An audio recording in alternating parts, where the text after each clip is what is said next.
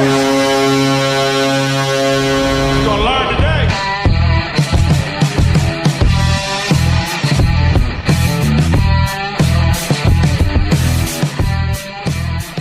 What's going on, guys? Welcome to the Pod Street Bullies. My name is Derek. And I am John. What's going on, everybody?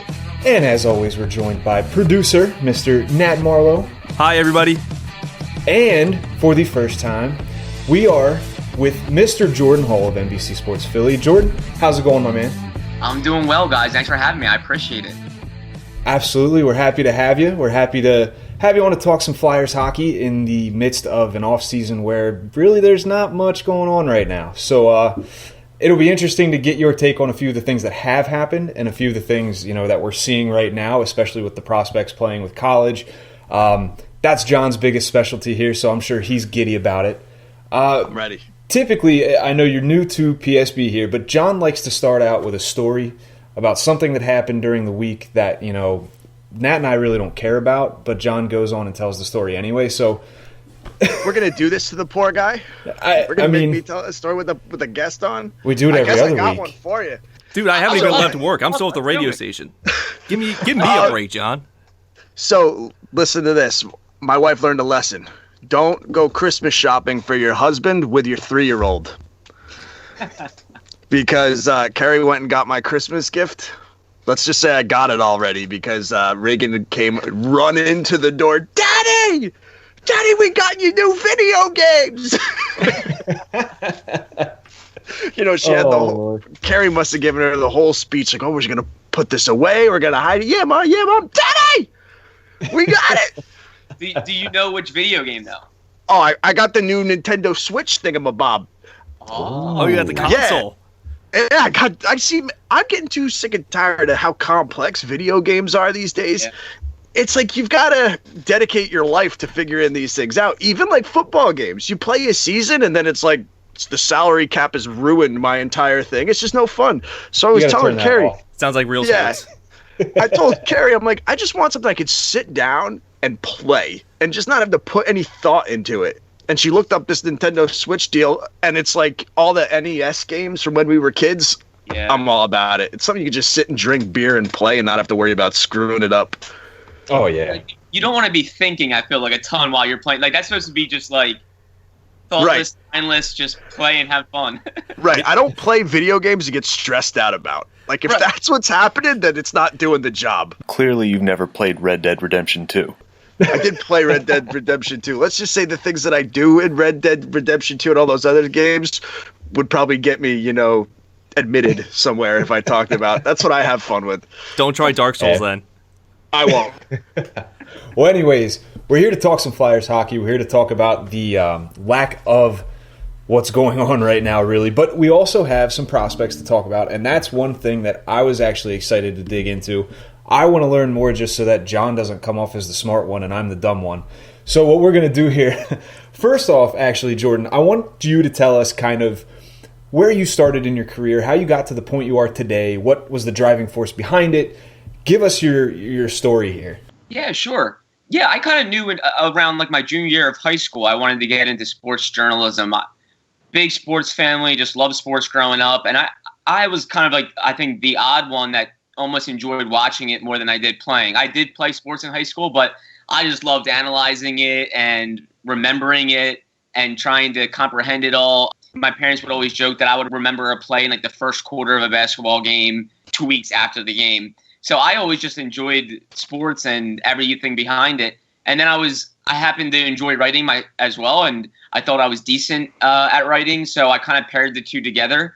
And I started at NBC Sports Philadelphia, where I am now, in 2012. And I just kind of got my foot in the door. I was a part-time web producer.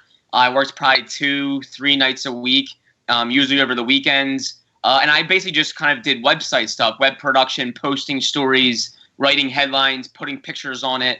But I always wanted to write, and I kind of just started slowly but surely writing more. And then eventually I was part-time for about 4.5 years. And then hopped on full-time. And then when I hopped on full-time, I had started writing and covering the Flyers for a a sports wire service, kind of like the Associated Press. It was called the Sports Exchange. It's a wire service. So I started covering games that season. It was 2015-16. And then when I was hired full time at NBC Sports Philadelphia, they just happened to really have a need for Flyers writing. And they were like, hey, we know you've been covering Flyers a little bit for the Sports Exchange. Would you be interested? And I said, absolutely. And I've been covering the team ever since. So 2015-16, got into it.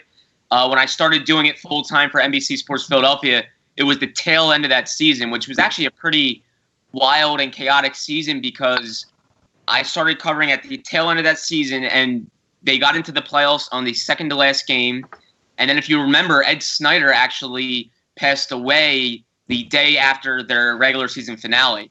So It was a lot going on. It was my first time really covering the team full time. And then also they're going into the playoffs, and then the founder of the organization passed away right before the playoffs. So it was great. It was memorable because it was chaotic, and I'll never forget it. And it was also great experience. I was kind of baptized by fire. I was kind of thrown right in there and got into it. So yeah, I've been covering the team ever since 2015-16, and I love it. I love the city's passion. I'm from this area. I was born and raised in this area, and to be able to like watch these teams growing up and to now cover one full time, it's a dream come true for sure. That's awesome. And I mean, obviously, we read all your stuff. We think it's wonderful. I mean, you bring a really great aspect to the coverage, and we always love seeing you on the press conferences.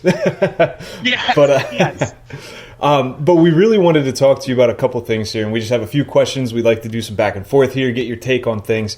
One thing that we've noticed a lot lately, and I'm sure many other people have, is that there's a lot of hype around the prospects right now. And you could attribute it to that they're the only ones playing right now, or you can attribute it to the fact that they're playing really well.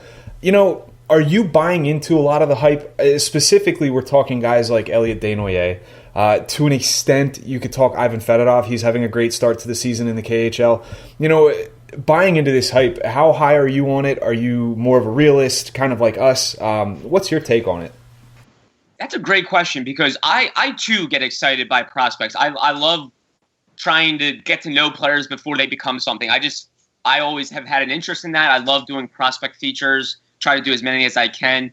So I love following prospects, but I'm also a firm believer in prospects are prospects until they become a player. And, you know, you've seen it time and time again where you get excited about a prospect and then they don't exactly pan out. Quite frankly, you know, you're not going to have every prospect become a player and then join your lineup full time. It just doesn't always happen that way. But no, I think it's okay to get excited about prospects, especially when you find a guy like an Elliot Desnoyers, you know, 5th round guy, where the Flyers kind of did their homework and really had to dig up on this kid, and it's so far so good. They're hitting on him right now, and that's exciting. So I think you want to be patient with these kids and understand that. You even look at a Morgan Frost. I personally loved Morgan Frost coming up. How do you not get excited about a kid who had back-to-back 100-point seasons in junior hockey? And then you see him come to the NHL, gets his first taste of it, starts with a bang, but then kind of plateaus a little bit, and you see, hey, this kid's got some work to do too. So you get excited about them, but you want to be patient with them and understand they're not going to be stars at first. It can take time. Not everyone's going to be a Joel Farabee where he only needs 1 year of college and then he's in the NHL the next season.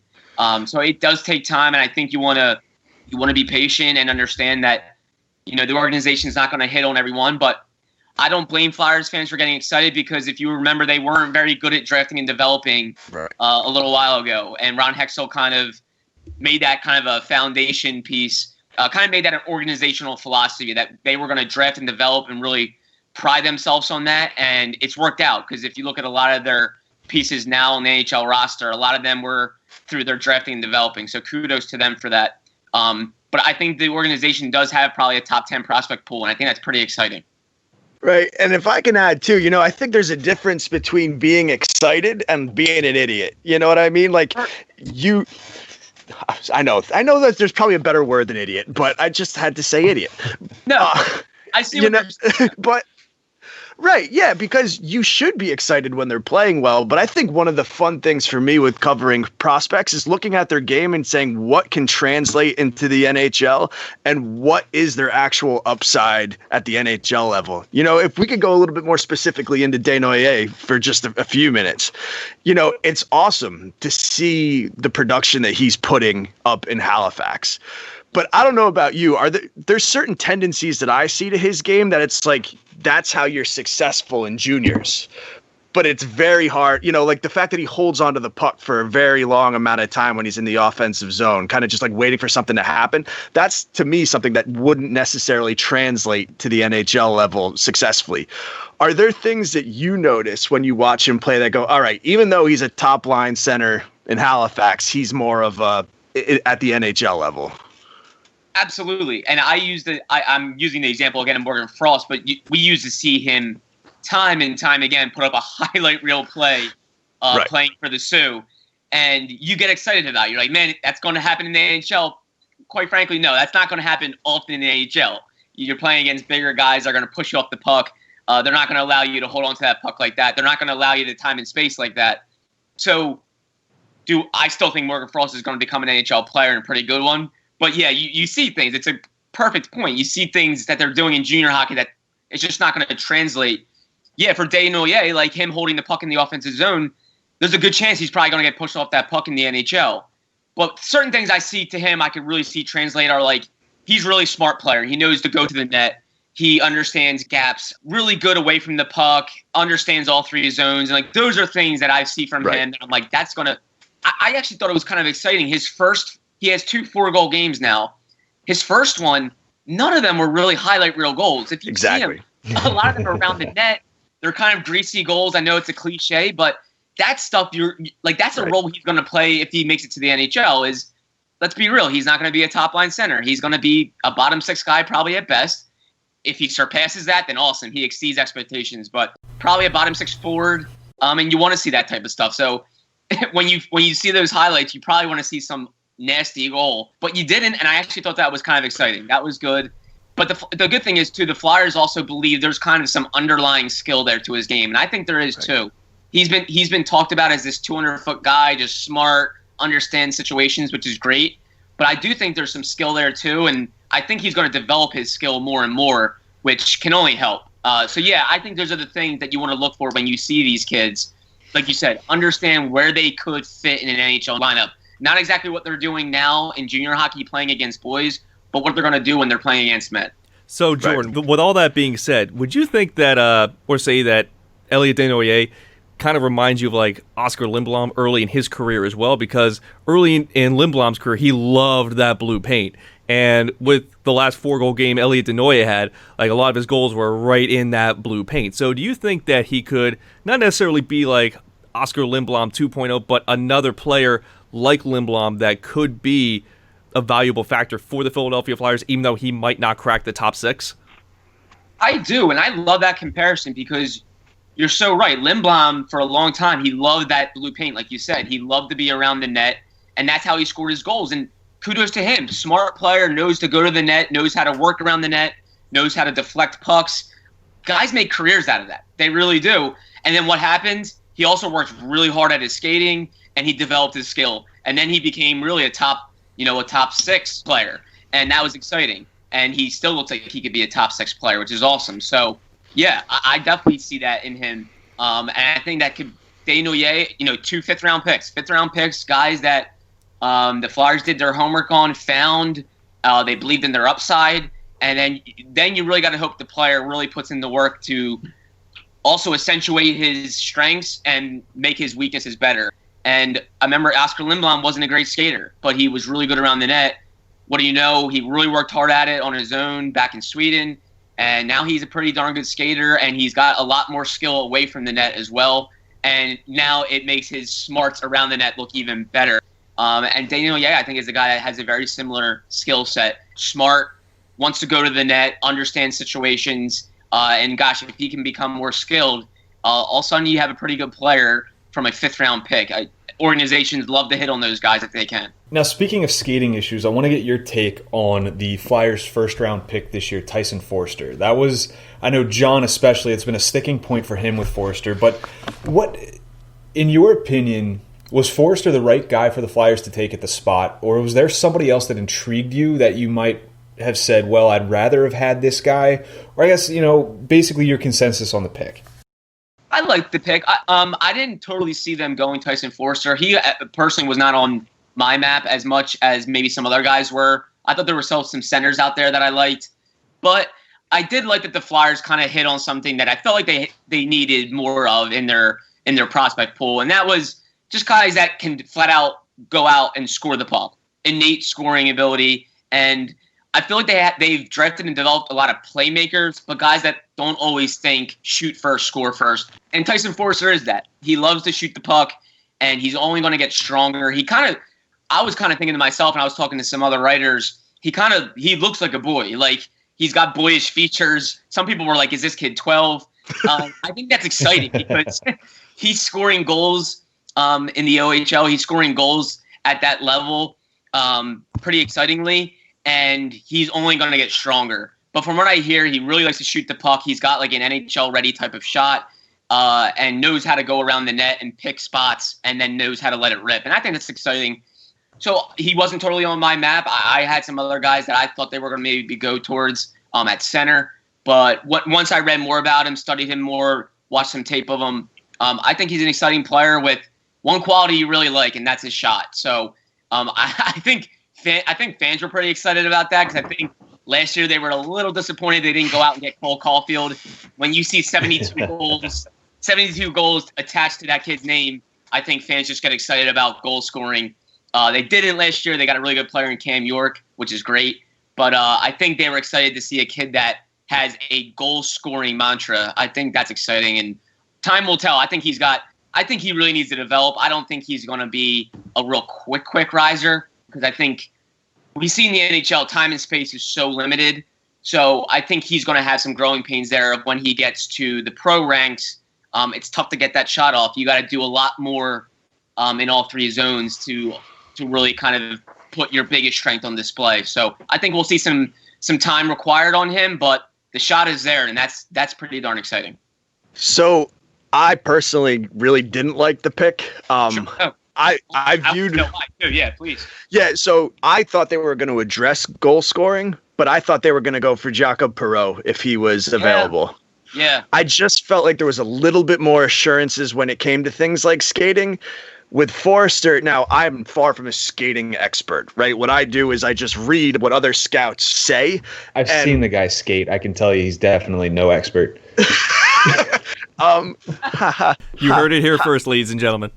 Anyway, it seems like he has so many valuable tools. Obviously the shot, but his hockey sense seems to be phenomenal. Yeah. His puck handling is really good, but his skating, according to scouts, seems to be horrendous. It just seems like there's so much wrong with his bottom half and his top half, where apparently he caught himself off balance the most of any prospect in the entire, the top tier of the draft, just because it was a mechanical mess. Yeah. And I really worry that they could have taken a safer option in somebody like Perreault, because if he can't get his skating figured out, if it is that big of a mess, if you look how a lot of his goals are produced, is he going to be able to do anything at the NHL level? I mean, there's so many times where you see he has to execute the outlet pass and then trail the guy, and then he gets the time to set up his shot, and that's when he's able to rip the shot off.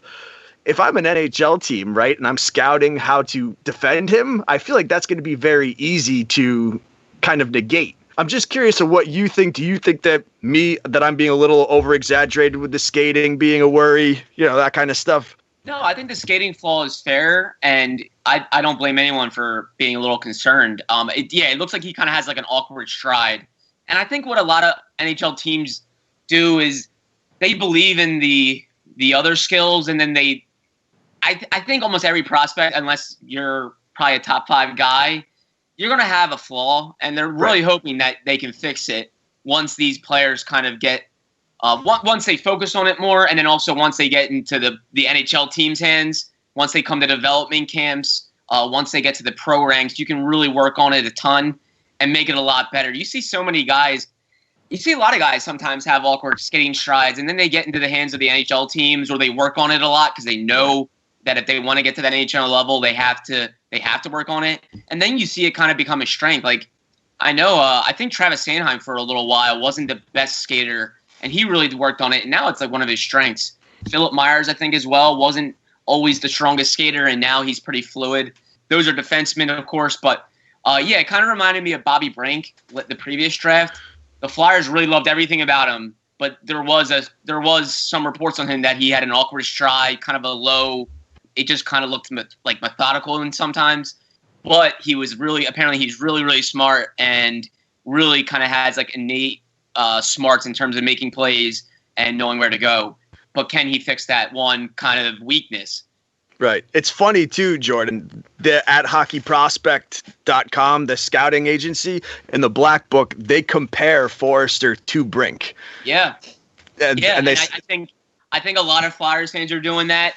We even asked their assistant general manager, Brent Flair. We asked him about it as well, and we brought up Bobby Brink because it almost seems identical in terms of stories. Both players that can make plays, can score the puck, are very smart, but apparently they don't have the best skating stride. I will say this. I saw Brink play a lot at development camp, their previous development camp, and we saw him even in scrimmage settings, and he was pretty impressive. This skating stands out. It's definitely like awkward, but it seems like he makes up for it.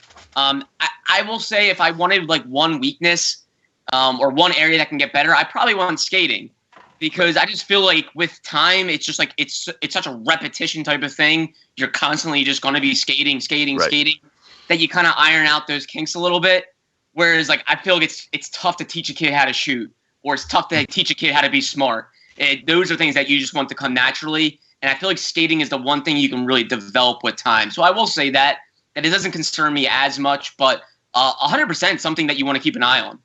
It's breaking a habit. You know, you've gone this far and you've gotten to this point doing what you've been taught. And whether you've been taught right or wrong, in this case you could call it wrong, you know, you've got to break the habit. If you're taking a too long of a stride, too short of a stride, you got to work on that, you know. And like you said, repetition is the way to go with that. Yeah, and I will say the one thing Chuck Fletcher said, their general manager, when we asked him about this drive class, and we brought up Forrester and kind of the skating, and he said the one thing they really loved about the kid when they were interviewing him and doing their homework and understanding who he is as a player and person was that he apparently really knows where he's weak. And they said he really has like a passion about improving that. He's already working with a skating coach, and it's one thing he's really going to work at and kind of harp on as he develops. So I think they really like that. It's one thing if you get a kid that you know has a flaw, but he just loves doing his strength and doesn't like to work on his flaw. Apparently Forrester has that in his makeup, that he wants to really get after that and make it better. So that's a good thing. I think the character's there in the kid, but time will tell how that weakness kind of develops into hopefully something that can be adequate enough at the NHL level. Now, speaking of first-round picks, I want to backtrack another year, and I want to talk a little bit about Cam York. The season has started here. Cam York playing for Michigan as well. Off to a really good start. I want to get your take on how he's doing thus far and what you've seen that you're intrigued by. And if, you know, we've heard reports about this being his last year at Michigan, if he makes the jump to the NHL next season, what we might be able to expect in terms of starting in the AHL, NHL, you know, what have you. I really like Cam York. I'm really huge on his upside and just everything that he's doing right now even. And I think he's going to be a quick riser. For some of the people that I've talked to, I was able to talk to he's U.S. national team development team coach, John Robleski, who's now coaching in the AHL. And he just raved about his game and how smart he is in the defensive zone. And then obviously he's got all the skill in the world offensively. And he just said the kid's such a quick learner and that his skill level is so high and his hockey IQ is so high defensively that I think he's going to be a quick riser. He kind of reminds me of a Joel Farabee type. Different positions, of course. Positions, you know, take a little different time frames in terms of climbing the NHL or the professional ladder. I think defensemen sometimes take the longest, and that's 100% true. But I do think he will be a quick riser. I do foresee his sophomore season being his last. Brent Flair even told us when they drafted him that they definitely don't anticipate him being a 4-year guy. And I think he's going to play such big minutes for Michigan this year that he's going to be ready to make that jump to the professional ranks and start playing in Lehigh Valley. I will say things could change, obviously, with the pandemic, length of season, and all that kind of unknown could change things. But if the season plays relatively normally, I do foresee him turning pro after his sophomore year. I think that's the ultimate goal, I think, for him and for the Flyers as well. But I recently just chatted with Brent Flair, the assistant general manager of the Flyers, and he just said a lot of positive things about Cam York using this time. You know, he hadn't played a game for now, I think it was like 8+ months because of the pause. Obviously, the college season was shortened, and then obviously it was delayed this year. So he had 8 months really at his hands to kind of work on his strength, and apparently he did. I know there's an Instagram photo of him like lifting weights that kind of went viral. He looks pretty strong there. And Brent Flair kind of doubled down on it, said they really loved how he used his time wisely to build his strength. And you can even see it looking at him now. He looks more like a man, and that was really his only flaw, I think, was like he was a kid. He was smaller. He's a lot more looking like a man. He's a lot stronger because he does everything else pretty darn well. I always said a stronger York would be a scarier York because I thought that was the one thing he was lacking was he was kind of thin, was really thin, and I worried about him maybe kind of getting stuck in the defensive zone at the pro ranks, sometimes getting stuck down there because he wasn't strong enough. I don't totally see that because he's stronger now. But from everything I've heard, really smart in his own end, just naturally knows how to kill plays, and obviously he can move the puck like a freaking forward.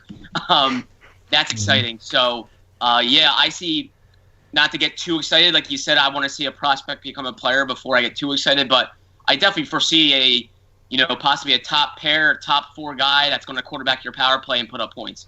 So with Cam York, if he becomes NHL ready soon, within the next year or so, and if he cracks the top 6, even if it's a bottom 6 pairing, how realistically do you see him contributing to the Flyers offensively? Because even players and defensemen like Robert Haig, even though they're more responsible on the defensive side of the puck as opposed to on the offensive side, how realistic do you think Cam York can be an offensive defenseman for the Philadelphia Flyers and really contribute to the Flyers' power play?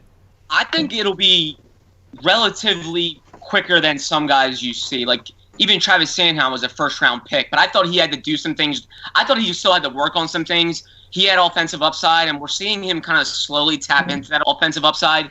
Like, he just started kind of getting some power play time, and I think we're going to see him put up some points. I think York could do it a little faster than some of these guys we've seen, just because that is like such a strength of his. And I think they're going to try to really accentuate those strengths by putting him in situations to show those strengths.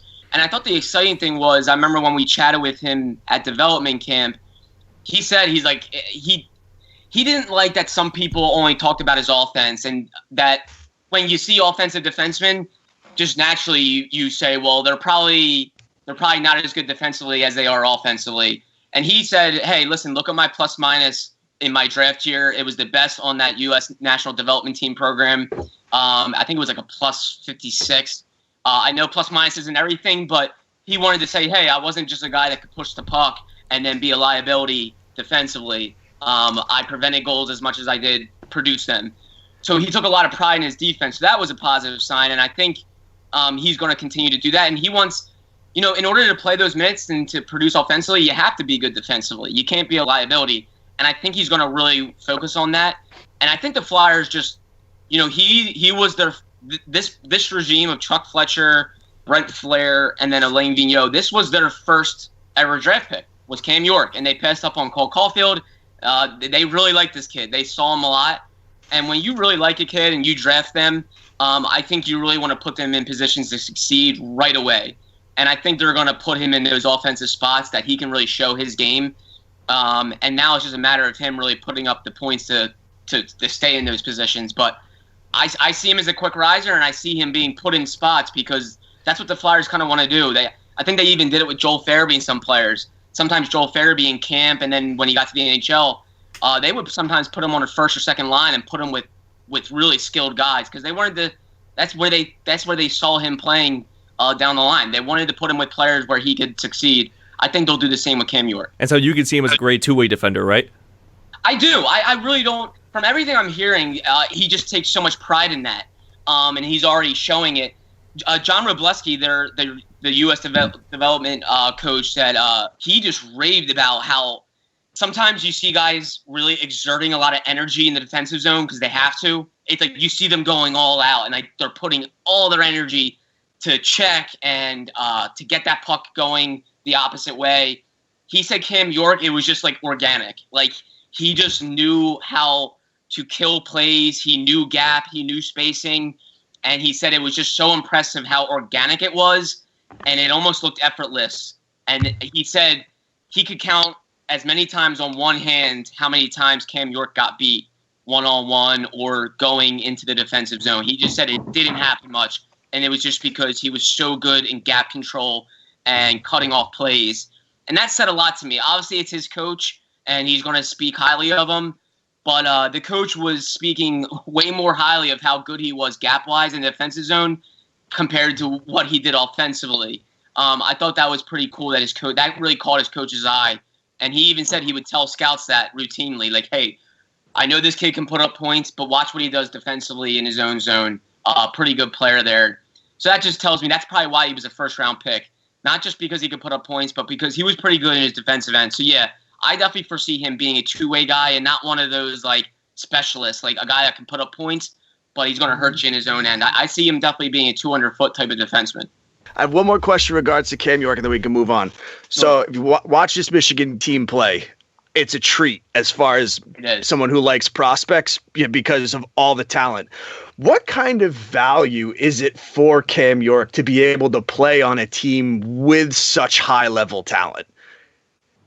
I think it's huge. And Brent Flair mentioned that to me just a few days ago. He said that Michigan team is really, really experienced. It's really up and coming. They have some young kids that can flat out play. And he said he thinks that experience is going to be huge for Cam York because it allows him to kind of be a leader of a younger team. And then it also allows him just to play with some really good players. And that's what he's going to have to do when he gets to the NHL level is he's going to play with some good players. But I think it allows him to really show his game. Doesn't put him in a tough situation where he kind of needs to do everything. When you put high-end players with high-end players, you see some really good development, and that's where you really want to see prospects play. You want to see them play with high-end guys. That's what's exciting. That's how they're going to develop, and that's how you hopefully see them play in their NHL role. You want to see them paired with a really good player. And, yeah, I think that's great, and I think I wrote it in an article. You're going to see Michigan on the Big Ten Network from time to time. If you're a Flyers fan, pop them on. Pop on Michigan and watch them play because York is just so exciting, and he's going to eat up minutes. He's going to play a lot of minutes there with probably a talented defenseman on his hip. I think that's pretty exciting, and Flyers fans, I could not stress that more. Pop on Michigan when you see them on the Big Ten Network, and I think it's going to be huge for Cam York's development and for his timeline. If he can have a really good year and basically show that he kind of conquered college hockey, that's going to mean, hey, next up is pro hockey and probably the Lehigh Valley Phantoms. Awesome. Speaking of the jump to pros, we want to talk about Morgan Frost. Last season, there was a lot of debate before the season, much like now, where people want to see him in the NHL. Obviously, you've mentioned the 100-point seasons that he had with Sault Ste. Marie.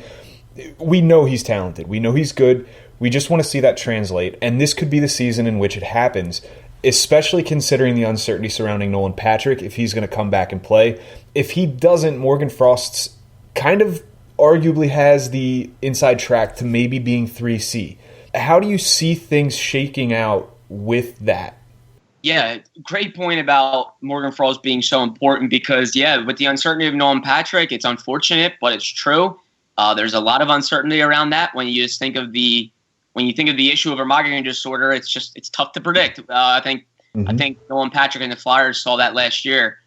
It was very tough to predict, and you just don't know just yet. And that makes Morgan Frost so valuable. I thought it was very ironic. They were in the same draft class, and Morgan Frost was kind of the guy behind that. You know, everyone was so excited about the number 2 overall pick, and then what happens? The Flyers make a trade. They get a late first-round pick, and they use it on Morgan Frost, and it's like, hey, this kid's not too bad, too. He's got some skill to him. Let him develop and see what happens. Turns out, probably the most exciting Flyers prospect in their system right now. How do I see it shaking out? I definitely think Morgan Frost is going to play for the Flyers at some point in 2020-21. But when you see Alain Vigneault's system, you don't have to be a Sean Couturier. They're not going to ask you to be a Sean Couturier. There just aren't a lot of them out there. But you got to have some 200-foot qualities. You just have to. You have to be willing to forecheck. You have to be willing to know when to fight and when not to fight in terms of making a play with the puck. Chuck Fletcher mentioned that word for word. That Morgan Frost is still learning when to fight to make a play with the puck and when to not fight with the puck. Maybe, dump it in and create possession in the offensive zone instead of making a flashy play and have it being one and done. You just have to have those 200-foot qualities to play in Alain Vigneault's system. They want to see that from top to bottom, all four lines having those qualities, understanding possession matters, understanding pinioning the team in the offensive zone matters, because they want to play less defense. That's what makes the system so great, is that you're going to prevent goals and you're going to prevent opportunities by playing more offense, not by just being really good in the defensive zone. It's all about playing offense and pushing that puck north. I think Morgan Frost needs to do two things. He needs to work on that a little bit more in terms of knowing when to get the puck in the offensive zone, and then also getting stronger. Like, in order to be a 200-foot player, you have to be stronger. You have to be able to shield the puck to have possession and create it. You have to be able to forecheck a little bit better to kind of create your own offense. So I think there was the two things the Flyers are really, really challenging him on. They wanted to see him use this stoppage. Obviously, he was with the Flyers in camp, went with them to Toronto, and now he's got some time now to really work on his strength and get bigger. And credit to him, he is stronger than what he was when he was drafted. He's a lot stronger, but he needs to continue to work on that. And then I think he needs to continue to work on just his 200-foot qualities. I think you saw exactly what he is right now when he came up. When he came up, he started with a bang. He gave them instant offense, and you saw his skill, and you were like, wow, that is exciting. But then you really saw him plateau because he was more of a one-and-done offensive player. He could really do something in the bang, but then he got kind of a taste of the NHL of how hard it is to score when you just don't have the time and space, and you have to really do more of the 200-foot type of things to score and create offense consistently at the NHL level. They're going to look at those two things and really want him to do that, but they're still super high on him, and they should be. The skill is there. I just think it takes time sometimes for those really skilled players to really develop those 200-foot qualities. You see it in Joel Farabee. Joel Farabee has a lot of those smarts away from the puck, but he's also not a center. He's a winger, so he's allowed to kind of do a little less, play away from the puck a little bit more. Morgan Frost is going to be asked to play with the puck, but if he shows those 200-foot qualities, if he comes into camp next year stronger, we're going to see him with the Flyers. I was pretty convinced that we were going to see him with the Flyers during last year. We saw a revolving door earlier on in their depth roles at forward. It seemed like they were trying just about everyone. So I was convinced Morgan Frost was going to get his shot. He did, and it was good that he did. Now he kind of knows what he needs to do to work on and to be a everyday player in the NHL. And from all I've heard, he's a player that is going to want to do that. He's not just a kid that thinks he's everything because he's got all the skill in the world. Seems like he's a kid that's pretty determined to work on everything, and he wants to be an everyday player, and I think he knows there's still some ways to go, but I think we're going to see it sooner rather than later. Now, if Morgan Frost isn't the answer and that revolving door continues, do you see anybody stepping up to maybe take that 3C spot if we're going to factor in the fact that Nolan Patrick might not be ready to take that spot from, basically it kind of is his spot to lose? Yeah, absolutely. I think it is his spot to lose. Man, if you're a Flyers fan and things go the way you hope, there's got to be some intrigue and some excitement to what the Flyers could have down the middle. If Nolan Patrick's able to come back and be the player some people were hoping, and he's able to play and be healthy, and then all of a sudden you have Morgan Frost as well, you're looking potentially at Sean Couturier, Kevin Hayes, Nolan Patrick, Morgan Frost down the middle. That's pretty exciting. But a lot of things have to go. A lot of the cards have to fall the right way for that to happen. So we'll see. If Morgan Frost and Nolan Patrick aren't the answer right away, I think you're going to see guys like Connor Bunnaman, who has worked a ton, and they really like for how hard he's worked at his skating, and he's a guy with size and really understands bottom six qualities. I wouldn't rule out Tanner Lazinski, a kid who really took time at Ohio State, 4-year college kid who now has an NHL body and kind of an NHL game. So it won't take super long because he took the time in college to really develop into the player he is now. He's not a Joel Farabee or Morgan Frost who got to the pro ranks a lot earlier. I believe he's 23 or 24 now. So he's not going to take super long. I could see Tanner Laczynski getting, a decent crack at that because, Brent Flaherty even said he anticipates, guys like Tanner Laczynski, Wade Allison, and Linus Sandin. He anticipates them playing at the NHL level at some point in 2020-21 because they've developed where they were prior. So Tanner Laczynski, Connor Bunnaman, maybe a Yerman Rubisov, just given they have a lot of bottom six qualities and they've already gotten a taste of it. I would look at those kind of names to possibly get cracks at those bottom six forward spots down the middle because they've shown, Connor Bunnaman, I thought played pretty well in a fourth line center role when he got the chance.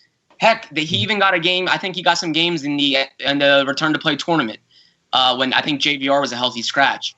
I think that tells you a lot that Connor Bunnaman was trusted in that scenario when the team was obviously vying for a playoff run. They like Connor Bunnaman, and I think they like Tanner Laczynski. I think they still have hope for Yerman Rubisov, who's still young, and a lot of people speak highly of his ability in the defensive zone and what he does in all three zones. So those are some guys I would keep an eye on if the Morgan Frost and Nolan Patricks don't pan out right away, if there's still some hiccups in terms of development and health. Now, just to add to the 3C talk for a minute, I don't think any of us are on board with this, but could you see a possibility where they go, Claude Giroux, we got to put you back at center? I wouldn't rule it out, and I'm not high on it either. Like, you saw him have his career resurgence on the wing next to Sean Couturier. And not only did that result in Claude Giroux's career resurgence, but it also resulted in Sean Couturier's career breakout.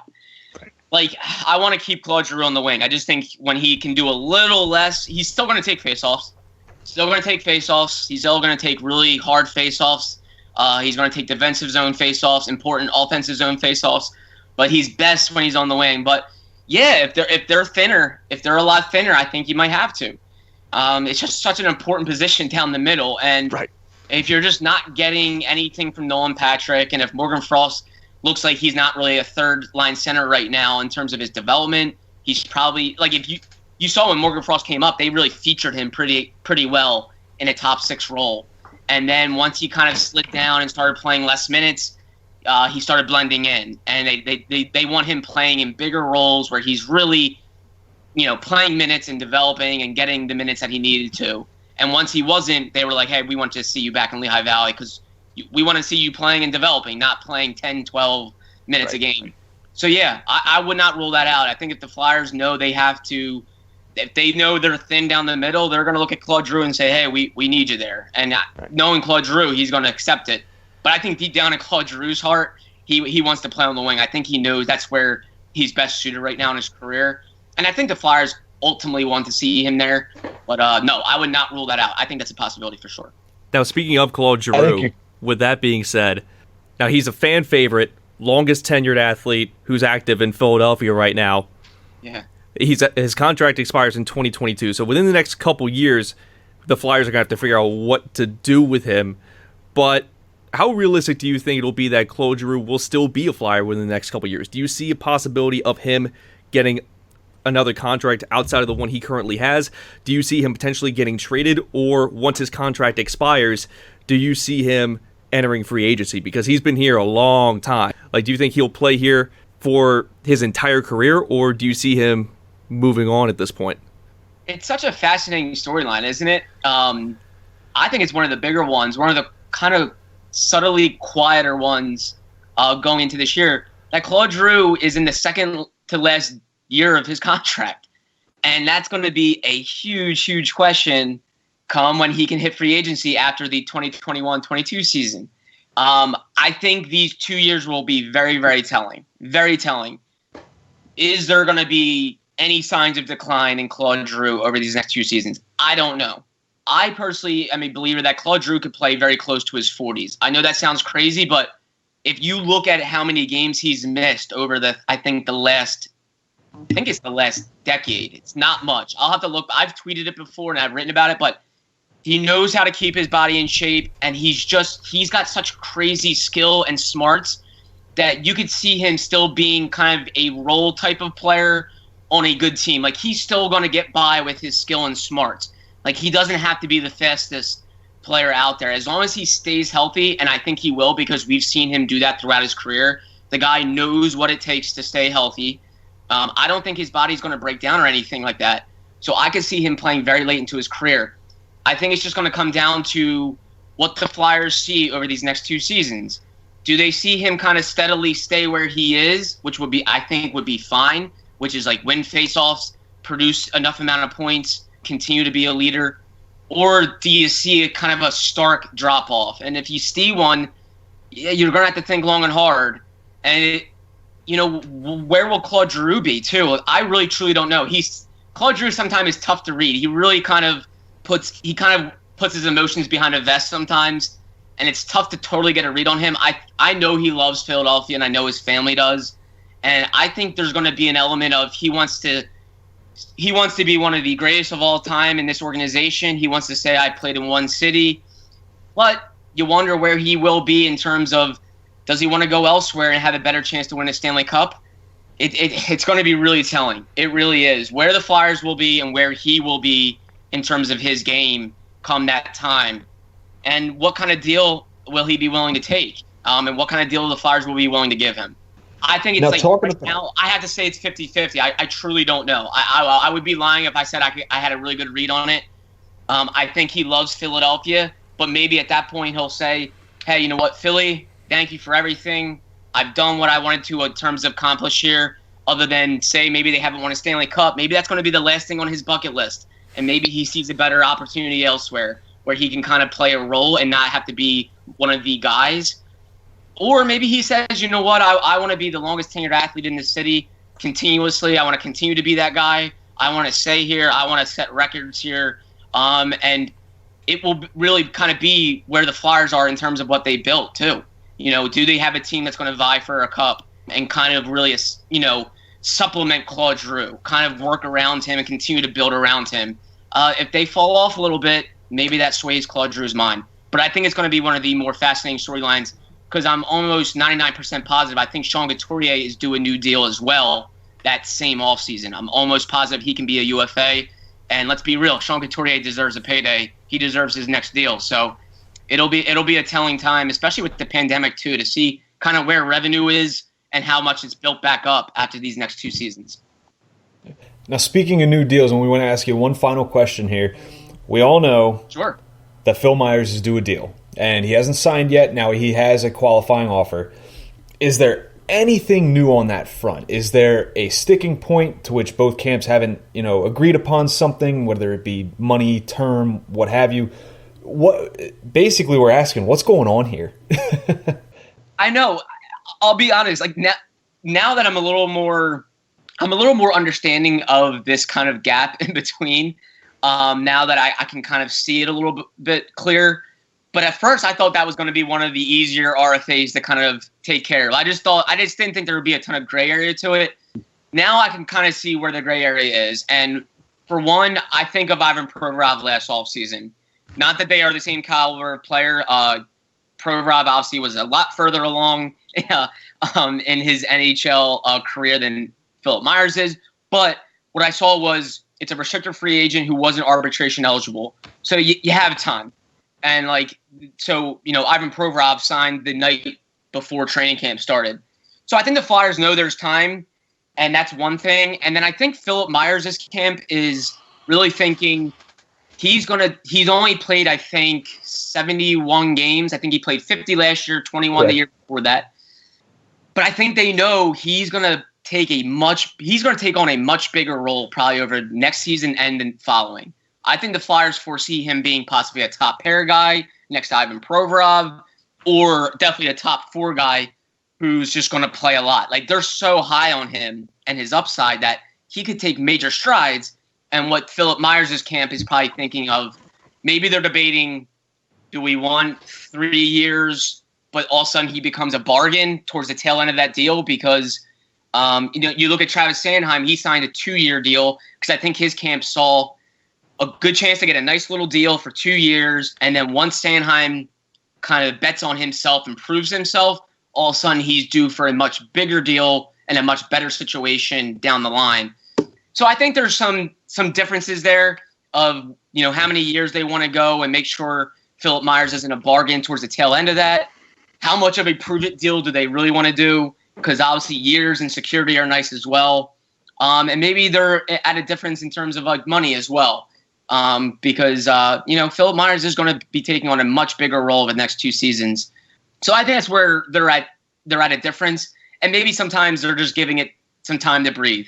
They talk, they negotiate, and then maybe they give it a break, and then they say, hey, let's reconvene at this point, because they know they have time. They really do have time. They don't even know when next season is starting. I know January 1 and the January time period is when they're shooting for, but there's still not even a firm date on that.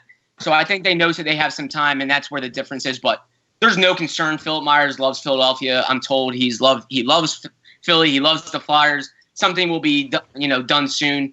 I guess that's the beauty of it. The weird beauty of it, of being an RFA with no arbitration eligibility, is that it can take some time because there's really no rush. Well put. I mean, that's basically my mindset as well. What about you guys? Nat, John? No, I'm in the same mindset too. Yeah, I mean, I agree with you where it's like there isn't a rush at this point, right? Like they might as well just iron it out and then see that both sides can be as happy as possible. I think the thing that fascinates me the most, and I might be the only one here, is I almost wonder if the Flyers want to try to get a longer term deal. Like, I don't think that they're going to go for like 7-8 years, but see, like if you could get it to 4 or 5 and maybe get a few more bargain years. Because if I was Philadelphia, that's what I'd be doing. Yeah, especially given that could be another thing. It's a great point because especially given how tight they're in a flat cap area right now, and they foresee it being a flat cap area maybe for 2 more years. So if you're going to have so much difficulty re-signing some of your in-house guys, and we know some of the guys are going to be due up for new deals, maybe they're worrying that like, man, if we only get Myers for 2, then he's going to be up for a new deal in the same time period as some of the guys of like Sean Couturier, Claude Giroux, Carter Hart gets his new deal. Sanheim will be doing a new deal. So maybe they're thinking, yeah, let's get him. If we can get him for 3 or 4 and not have that really be an issue. Because, look, Ron Hextall had some pretty good success doing that. He did it with Sean Couturier. He kind of got him on a long, long deal. And Couturier probably loved that. He loved the security. But they got him at a bargain before his breakout year. And now look at it. It's one of the best contracts probably in hockey. He's only making like $4.5 million. And, maybe they're thinking the same thing. Maybe they can maybe they can lock down a kid before he really has his breakout or his peak, and that would be a huge asset. And maybe the Philip Myers side is saying, one, we don't want that because we do see a breakout soon. And then also, it kind of reminds me of Provorov because I remember Provorov's camp they really waited out Zach Werenski's deal, and then they were able to get a kind of a better one. Maybe they're waiting out some of the RFA defensemen there are some RFA defensemen on the market, very similar to Myers in terms of age and production. And maybe they're waiting out some of those guys. Maybe they want some of the dominoes to fall, and then they can kind of use them as like a framework for the deal. So yeah, if I was the Flyers, I would probably love Myers if he wanted to commit to 3. Maybe there's a difference there. Maybe Myers wants to go 2, and maybe the Flyers want to go 3. I would not blame the Flyers at all to try to lock him up before he really breaks out. Right. Yeah, smart move, honestly. So yeah, I think that's what makes the negotiations. Yeah, that's kind of what makes the negotiations hard, right? It kind of makes it, because sides are a little different on that, and they know they have time. So wait it out. Hopefully, we see one soon. It would be nice to have some news. I think for everyone's. Absolutely. I mean, how many weeks has it been that we've been talking about this Myers deal and just waiting and waiting and waiting? It feels like we're just beating the dead horse, but Anyway, we want to thank you for coming on the show, Jordan. We really appreciate you taking the time to talk to us, answer a few questions. It was a blast being able to pick your brain here. Can you tell everybody listening right now where they can find you, your work, everything? Absolutely. And first, I want to thank you guys for having me. It was a ton of fun. I always love talking to people that are around the team, follow the team, and love the team. It's so fun to chat with you guys. So thank you so much. And yeah, you can follow me on Twitter at jhallmbcs. That's where I tweet all my work, and I try to tweet out some some informative, fun stats as well. So J Hall NBCS, and my written work is at NBCSportsPhiladelphia.com. So thanks again, guys. Really appreciate you having me on. Appreciate the time. Yeah, thanks, Jordan. Absolutely, man. All right, guys. Thank Take you. care, and I hope to be in touch. All right, talk to you Sounds soon, good, man. Jordan. Take care. Dude, thank you. All right, guys. That was good. That was fun. Having a guest on that's really in with the team, knows what he's talking about, as opposed to us who are just, three schmucks. But, no, that was a good one. That was informative. But we do have some business to tend to that we left off from last week. John, my friend, are you ready to pop off officially? Listen, it's been 2 weeks since I popped off. No, it's been more than 2 weeks, but I've been anticipating this pop off. Well, Derek, how much time should we give him? I say we give him 30 seconds. No, I'm kidding. You will get the correct amount of time allotted. You will get the 5 minutes to pop off. And I have 6 topics that I have a feeling you're going to have some fun with here. Nice. So, Nat, do we have the clock ready? We got the clock ready. And go. The reverse retro jerseys. First of all, I don't know what it is about the term reverse retro, but it makes me want to punch somebody in the face. I don't know what it is about words and things like that, but reverse retro sounds stupid. But the jersey concept is kind of cool. It was interesting to see some of these people get some of these teams get really into it, like Colorado or Minnesota. And then you look at like the Islanders or the Red Wings and they're like, we're just going to give you the jersey that we always have. Maybe like take out a little color, add a little bit. Like Lou Lamoriello must have had control over the reverse retro jerseys for the Islanders because they could have gone with the Gordon's Fisherman and they didn't. He's like, nope. Let's do what you see that jersey that we put on during the playoffs. Let's do that. Let's do that. But I thought they were kind of cool, and I actually like the Anaheim Ducks ones. Just want to say, they're corny. Wow. You're in the they're corny and stupid, but I kind of like them. Next. That's you. It fits. Minnie Mouse's birthday party. Yo, Minnie Mouse was having a birthday party, and we were not given the right gifts. I don't know what happened, but little Reagan was pissed. I was like going through toys. I drew Minnie Mouse a picture. No, that's not it. She was so ticked off because when she wanted to give Minnie Mouse, she had grabbed I don't even know what they were. These little trolls makeup things that my in-laws decided to give Reagan, and I keep hiding because 3-year-olds and makeup are a bad idea. And she lined them up all over the house, and I picked them up, and that's apparently what you wanted to give Minnie Mouse, and nothing else was working. I hope Minnie Mouse had a good birthday party because it sucked at my house. All right, spur of the moment one. Holly, the elf on the shelf. Holly, the elf on the shelf. Big shout out to my boy Derek's wife Tasha this morning because Reagan was being a real McAsshole this morning. She would not sleep. She was having a temper tantrum, and this elf on the shelf thing, she wanted to talk to it. The elf on the shelf's name is Holly, and she wanted to know for sure. She wanted assurances that Holly was actually watching her. So if she was good, she'd get something out of it. She's definitely my kid. So I texted Derek. I'm like, I need a favor. It was 7:45 in the morning.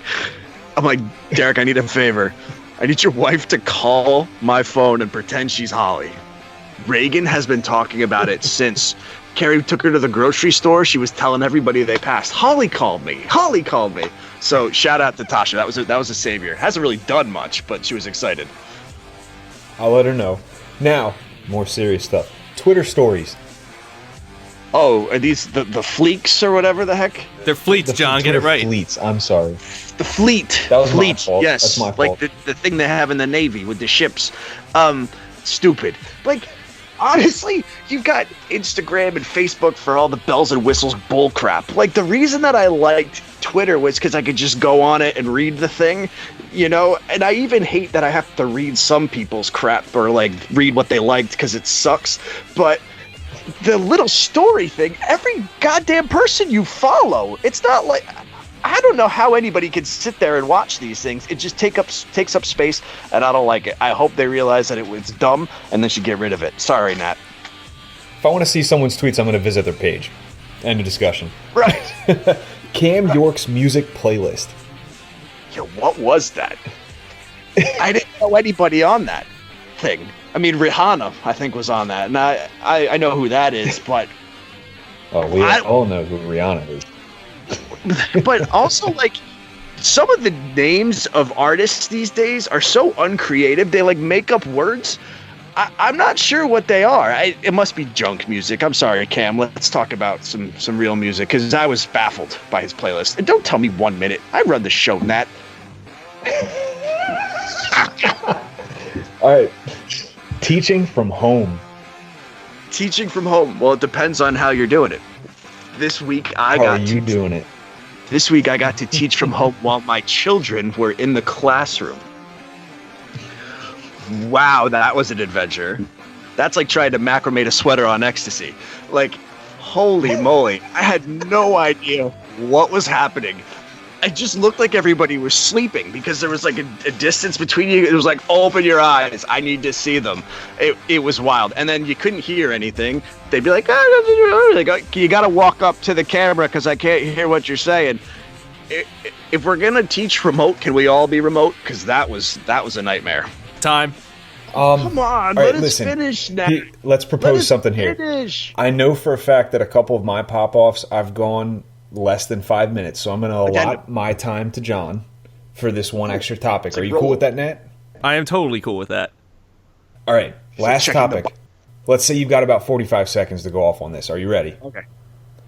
Ready. How does the website look so far? Oh, it looks pretty darn crispy. Is that a word that kids use? If it's not, they should. It's looking freaking crispy. It's lit or dope or something. Lit. Yeah, so let's go with crispy because lit's dumb too. It's looking really good. I mean, props to my man Derek because I haven't done crap when it comes to the technical side of things. The main reason why I asked this question. One of the props. He wants me to toot his horn. Toot toot. But anyway, yeah, I'm so excited to finally get some content up there. And we've already brought on 2 new writers, our boy Hoagie and our new friend Eamon.